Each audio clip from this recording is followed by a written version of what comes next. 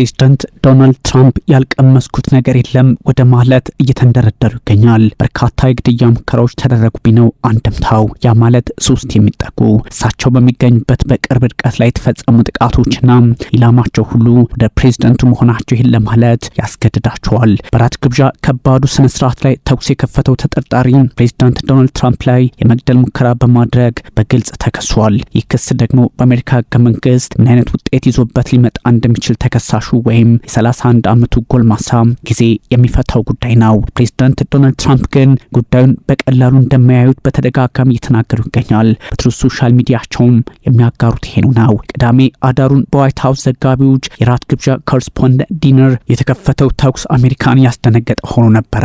ታዲያ ጥቃቱን የከፈተው ይህ ወጣት የካሊፎርኒያ ነዋሪ የአሜሪካ ፕሬዝዳንትን ዶናልድ ትራምፕን ለግድያ ሙከራ አስበዋቸው ወይም ደግሞ ህይወታቸውን እስከ ወዲያኛው ለመሸኘት ነበር የሚል መረጃ መውጣቱን ቀጥሏል። ይህ ቀላል አይደለም። ለዚህም ነው በፕሬዝዳንት ዶናልድ ትራምፕ የግድያ ሙከራ ወንጀል ክስ የተመሰረተበት ወጣት የ31 ዓመቱ ኮል ቶማስ በዋሽንግተን ዲሲ ፍርድ ቤት ቀርቧል። በቀረበበት ሰዓት ደግሞ በሁለት የጦር መሳሪያ ወንጀሎች ክስ ተመስርቶበታል። በዛ ላይ ፕሬዝዳንቱን ኢላማ ሊያደርግ ነበር በሚል በበርካቶች ዘንድ ጥያቄ መነሳቱና ፍርድ ቤቱም ከዚህ አንጻር ክሱን መመስረቱ ሁኔታውን ከባድ ያደርግበታል ተብሏል። የደህንነት አባል የሆነ ግለሰብ በጥይት የተመታ ቢሆንም ከፋ ጉዳት እንዳልደረሰበት ከዚህ በፊት ይታወሳል። ያም ሆኖ ግን ይህ ግለሰብ በቀላሉ የሚፈታ ሊሆን እንደማይችል እየተነገረ ይገኛል። ክሱ የተመሰረተበት ግለሰብ ጥፋተኛ ሆኖ የሚገኝ ከሆነ የእድሜ ልክ እስር ይጠብቀዋል። የአሜሪካ ፍርድ ቤት ወይም ደግሞ የህግ መወሰኛ ምክር ቤቱን ቢሆን በዚህ ጉዳይ ላይ በቀላሉ የሚያየው አይደለም ተብሏል። ሰኞ ዕለት ፍርድ ቤት ቀርበዋል። ሌሊቱም ማለት ነው።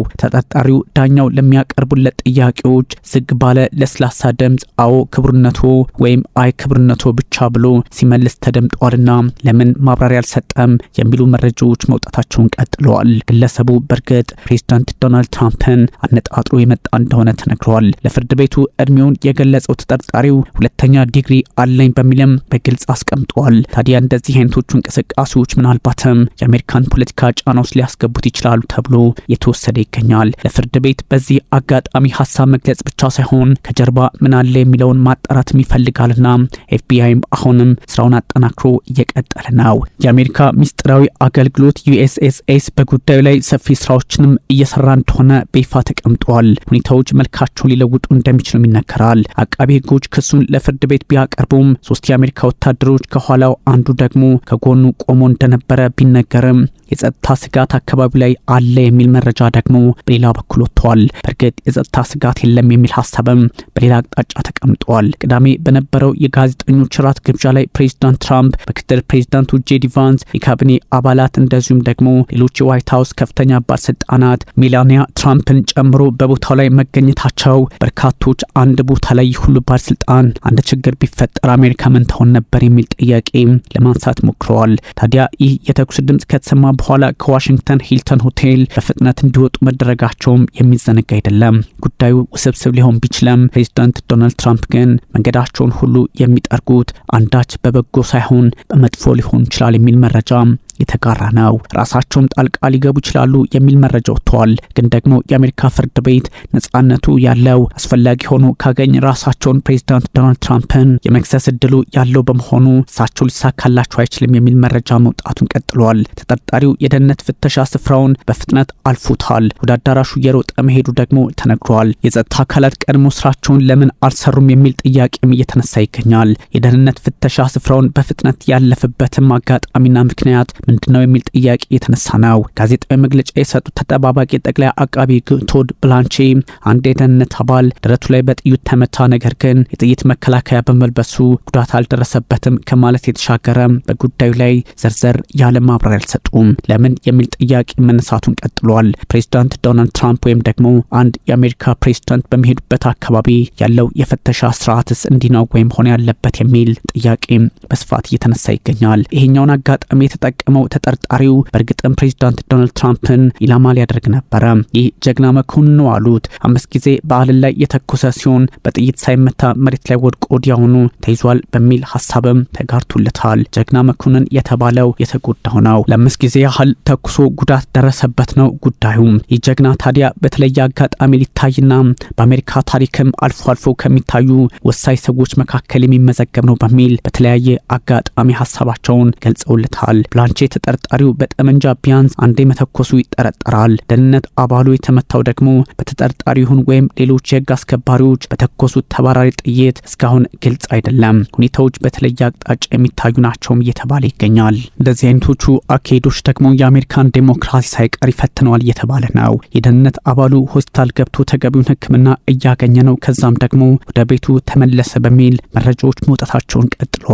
በእርግጥ የፖሊስ መኮንኑ አሁን ቤቱ እንዳለ የተነገረ ነው። የአሜሪካን ፕሬዝዳንት ለመግደል መሞከር የእድሜ ልክ እስራት እንደሚያስፈርድ የአሜሪካ ህገ መንግስት ይደነግጋል። ለዚህም ነው የ31 ዓመቱ ተጠርጣሪ እንዲህ አይነት አጋጣሚ ውስጥ ሊገባ ይችላል እየተባለ የሚገኘው። የጦር መሳሪያን ከግዛት ወደ ግዛት ማጓጓዝ እንዲሁም የጦር መሳሪያን ለአመጽ ወንጀል መጠቀም ሁለቱም እስከ 10 ዓመት በሚደርስ እስራት እንደሚያስቀጡም መገናኛ ብዙሃን እያስነበቡ ይገኛል። ተጠርጣሪው ሐሙስ ዕለት ሁለተኛ ፍርድ ቤት ይቀርባል። እንደሚቀርብም ይፋ ሆኗል። ያን ተደርጎ የሚመጣውን ውጤት እንመለከተዋለን የሚል መረጃም በመውጣት ሂደት ላይ ነው። ተጠርጣሪው ትራምፕን ለመግደል እንደ አውሮፓውያን አቆጣጠር ሚያዝያ 21 በሎስ አንጀለስ አካባቢ ከሚገኘው ቤት ተነስቶ በባቡር ወደ ቺካጎ እንደተጓዘ ባለስልጣናቱን በድጋሚ አስቀምጠዋል። መሞገቻቸውም ይሄ እየሆነ መጥቷል። ሚያዝያ 24 ከቺካጎ ወደ ዋሽንግተን በመጓዝ ከራት ግብዣው አንድ ቀን ቀደም ብሎ በሂልተን ሆቴል አርፏል።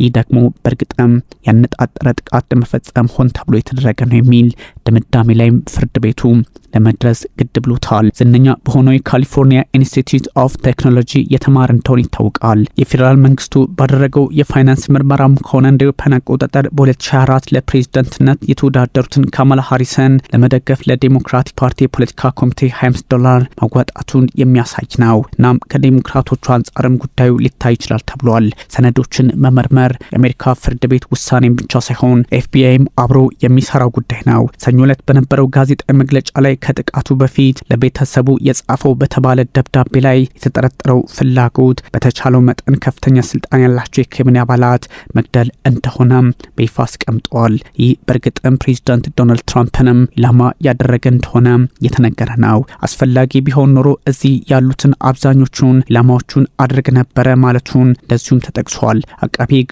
ኤለን በቁጥጥር ስር እንዲቆይ ጠይቆ የግድያ ሙከራ ክስ ሽብርተኝነት ተደርጎ ሊወሰድ ይችላል በሚልም ተከራክሯል። የዋሽንግተን ጠበቃ ዣኒ ፒሮ ተጨማሪ ክሶች ሊቀርቡ እንደሚችሉም እየተናገሩ ይገኛል። የህግ አስከባሪ ምንጮች በተለያየ አጋጣሚዎች ለኤለን ምርመራ ሂደት ትብብር እየተደረገ እንዳልሆነ በግልጽ አስቀምጠዋልና ጉዳዩን በተለየ መንገድ ለማየትም አስገዳጅ ሆኗል። ተሳታፊዎች መታወቂያ እንዲያሳዩ ለምን አልተጠየቁም? ፕሬዝዳንቱ፣ ምክትል ፕሬዝዳንቱና የልጅ ታጣቂዎች በሙሉ በአንድ ቦታ ለምን እንደተሰበሰቡ የሚል ጥያቄም ቀርበዋል። ለዚህም ነው በአሜሪካ ፖለቲካ ውስጥ በተለይም ዋይት ሀውስ ላይ የደህንነት ችግር አለ፣ አንዳንድ ጥርጣሬዎችም የተፈጠሩ ይገኛል የሚለው። በነበረው ጋዜጣዊ መግለጫ ብላንቼ በግብዣው ላይ የተፈጠረውን ለመከላከል የህግ አስከባሪዎች ድክመት ነበረባቸውን በሚል ሀሳብ ሰጥተዋል። ግን ደግሞ አንዳንድ የመረጃ ክፍተቶች እንዳሉ ለመገመት አያዳግተም። አንድ ግልጽ መሆን ያለበት ጉዳይ አለ። ተጠርጣሪው ከአንድ ህንፃ ወለል በታች ነበር። በእርሱና በአሜሪካው ፕሬዝዳንት መካከል በመቶዎች የሚቆጠሩ የፌዴራል ጸጥታ አስከባሪዎች አሉ የሚለውን አስቀምጠዋል። ለዚህ ደግሞ ለምን ሆነ፣ ትራምፕስ ላይ እንዲህ አይነት ኢላማ ለምን ተፈጠረ የሚለውን ጥያቄ ለማበርታት ተፈልጎ ይመስላል። ዋሽንግተን ሂልተን ከ45 ዓመት በፊት ጆን ሂንክሊ ጁኒየር በወቅቱ ፕሬዝዳንት የነበሩት ሮናልድ ሬገንን ለመግደል ሙከራ ያደረገበት እንደነበረ የሚታወስ ነው። አንድ ስማቸው ያልተጠቀሰ ከፍተኛ የዋይት ሀውስ ባለስልጣን ትራምፕ ከፍተኛ የመንግስት ባለስልጣናት የሚጠብቀው የሀገር ውስጥ ደህንነት መምሪያ DHS አካል ከሆነ የጸጥታ አመራር ጎን እንደሚቆሙ ይፋ አድርገዋል። በዚህ ሳምንት የዋይት ሀውስ ኃላፊ ሱሲ ዌልስ በትልልቅ በዓላት ላይ ስለሚታዩ የደህንነት ሁኔታዎች ለመነጋገር